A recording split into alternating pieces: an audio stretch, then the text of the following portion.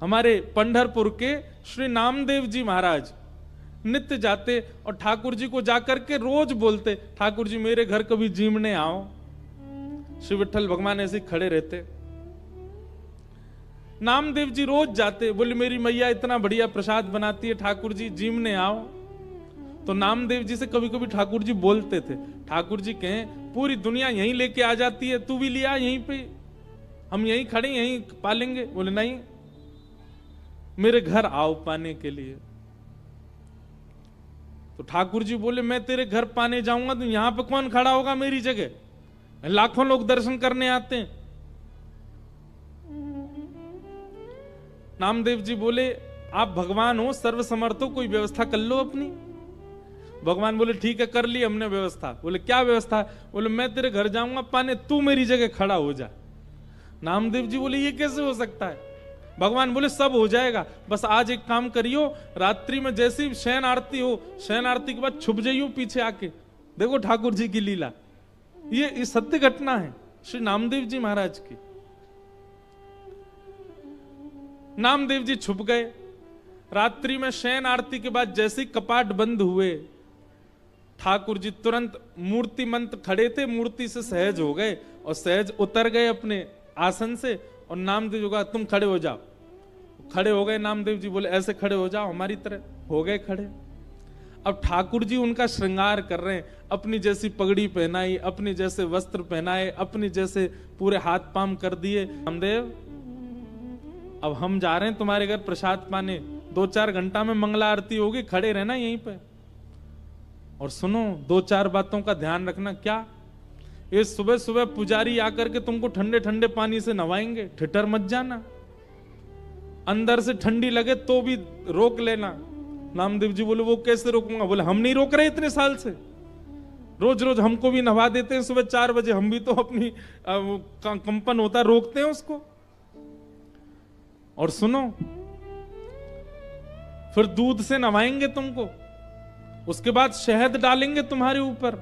और फिर कभी पंढरपुर जाओ तो हमारे कहने से वहां की काकड़ा आरती, तो काकड़ा आरती में क्या करते हैं, दूध से जल से सबसे स्नान करने के बाद फिर ठाकुर जी को मुंह पे मक्खन लगा देते हैं, इतना सारा मक्खन मुंह पे। तो ठाकुर जी बोले स्नान आदि के बाद तुम्हारे मुंह पे मक्खन लगाया जाएगा, तुम्हारा मन तो करेगा कि मैं खा लूं, लेकिन जीभ निकालना नहीं बाहर, उसको लगे ही रहने देना। नामदेव जी बोले फिर तुम्हारा श्रृंगार होगा।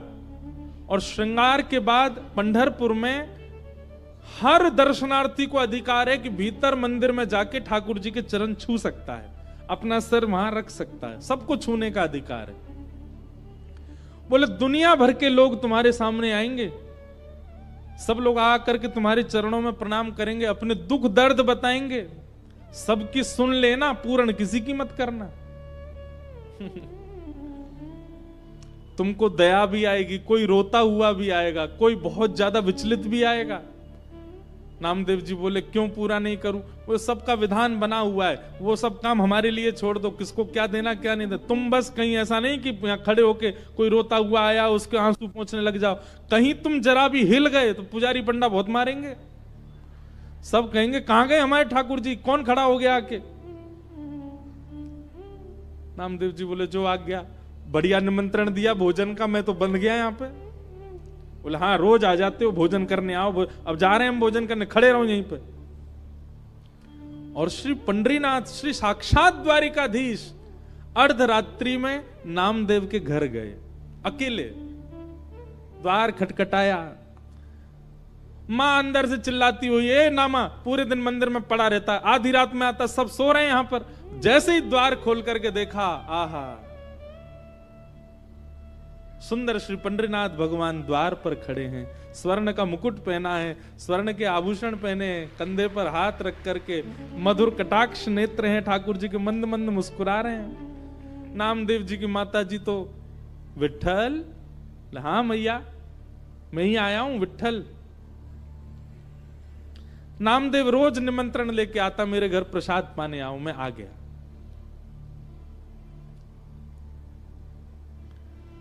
नामदेव जी की माता जी ने चूल्हा रात में चेताया, खूब बढ़िया बढ़िया प्रसाद बना करके ठाकुर जी को अपने हाथ से पवाया। इतने में घंटे घड़ियाल बजने लगे, 3:30-4 बज गए, सुबह के मंगला आरती का समय हुआ। ठाकुर जी ने कहा मैया जल्दी करो। बोले क्या हो गया? अब आपको मंगला में जाना है? बोले मंगला में अब मैं तो व्यवस्था करके आया हूं वहां पे, लेकिन मुझे आज तक तो मैं दर्शन देता था काकड़ा आरती में, मंगला आरती में, आज मैं दर्शन करने जाऊंगा। मैया बोली क्या करूं? बोले काली सॉल लेके आओ। और मैया सॉल लेके आई। ठाकुर जी ने अपने मुकुट उकुट उतार करके, आभूषण उतार करके, और काली सॉल में बढ़िया स्वयं को लपेट लिया, किसी को पहचान में नहीं आवे। कारे कारे तो ठाकुर जी हैं, काली सॉल और ओढ़ ली। अब तो निकल पड़े, दौड़ के जा रहे हैं देखने के लिए नामदेव कैसा लग रहा है मेरे स्थान पर खड़ा होके। दर्शनार्थी लाइन लगा करके खड़े थे, उन्हीं में ठाकुर जी खड़े हैं और दूर से ही निहार रहे हैं। नामदेव जी चुपचाप नेत्र बंद करके, हाथ बिल्कुल कमर पर, जैसे पंडरीनाथ भगवान खड़े होते हैं बिल्कुल वैसे ही खड़े हैं। और ठाकुर जी दूर से ही देख करके नामदेव की बलियां ले रहे हैं। आहा मेरो नामा कितना अच्छा लग रहा है। गर्भगृह में जैसे ही ठाकुर जी पहुंचे,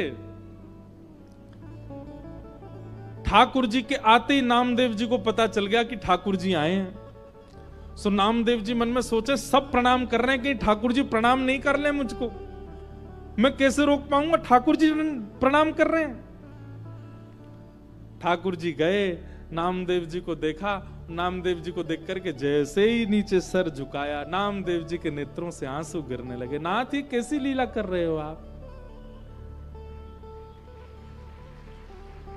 बलैया लेने लगे। अद्भुत हैं बंधुओं ठाकुर जी। ठाकुर जी जैसा प्रेम कौन कर सकता है? अपने भक्त को अपने स्थान पर खड़े होकर उसके दर्शन करने आए हैं।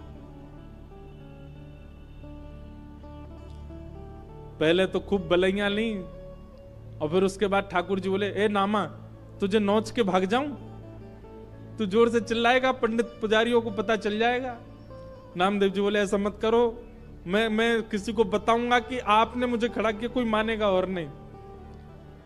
ठाकुर जी चिढ़ा रहे हैं नामदेव जी को, नामदेव जी घबरा रहे हैं। ऐसी लीला, इसको कहते हैं रास। क्या कहते हैं? रास। ये लीलाएं जब ठाकुर जी आपके लिए सहज हो जाते हैं, ठाकुर जी आपको प्रायोरिटी देने लग जाते हैं, ठाकुर जी आपके लिए यह भूल जाते हैं कि वे परमात्मा हैं, इसको कहते हैं रास। रास का मतलब नाचना नहीं होता। रास का मतलब इन गोपियों के लिए ठाकुर जी सहज हो गए। इन गोपियों के लिए ठाकुर जी ने अपना परमात्म भेष त्याग दिया। इन गोपियों के लिए ठाकुर जी सरल बन गए, दीन बन गए, इसीलिए उसको रास बिहार कहा। गोपियां अपने अपने घरों में, ये गोपियां सामान्य नहीं है बंधुओं, ये त्रेता युग के समस्त दंडकारण्य वन के संत हैं, जो राम जी से मिलने की प्रतीक्षा कर रहे थे। तब हनुमान जी ने जाकर के इनसे कहा आप सब लोग प्रतीक्षा मत करो, केवल राम जी का चिंतन करते करते अपने देह का त्याग करो। आप सब संत ही द्वापर में ब्रज में गोपी बनकर के प्रकट होगे, तब राम जी कृष्ण बन के आएंगे और आप सबके साथ रास बिहार करेंगे। आप सबको वो सुख प्रदान करेंगे जो एक प्रियतम प्रियतमा का होता है। आपके गले में अभी तो राम जी भगवान है, आप सब संतों केवल प्रणाम तक अधिकार होगा, लेकिन द्वापर युग तक प्रतीक्षा करोगे तो एक प्रियतम के भाव से ठाकुर जी आपके गले में गलवैया डाल के रास बिहार करेंगे, वो सुख प्रदान करेंगे जो किसी को नहीं मिला। तब से दंडकारण्य वन के संत वही द्वापर में ब्रज की गोपी बनकर के आए, और जैसे ही कृष्ण प्रकट हुए नंदरानी के भवन में, गोपियों ने जैसे ही श्री कृष्ण को देखा, नन्हे से कन्हैया को देखते ही सब गोपियों को याद आ गया कि अरे हम तो पूर्व जन्म के संत हैं और ये साक्षात राम जी ही कृष्ण बनकर के आए हैं हमारे साथ रास बिहार के लिए। अब सब गोपियां प्रतीक्षा कर रही हैं ये कब उस भाव में आएंगे कि हमारे साथ रास करें। और आज वही दिन आया। 7.5 वर्ष के श्री ठाकुर जी हो गए।